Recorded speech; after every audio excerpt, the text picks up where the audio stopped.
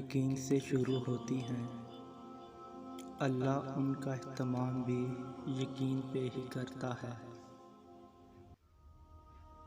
जब आप रब से मोहब्बत करते हैं तो वो आपके दिल में सिर्फ उन ही लोगों को बसने देता है जो आपकी मोहब्बत के अहल हैं।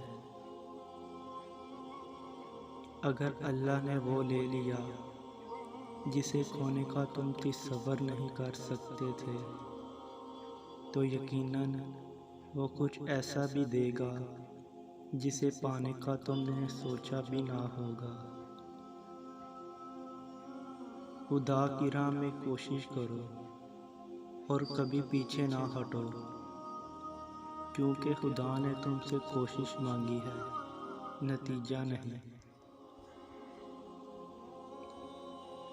अल्लाह राज़ी हो जाए तो वो काम भी होता है जो दुनिया की नज़र में कभी होने वाला नहीं होता।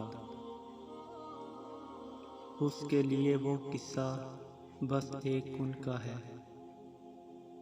तुम्हारी नज़र में जिसका मामला बहुत संगीन है,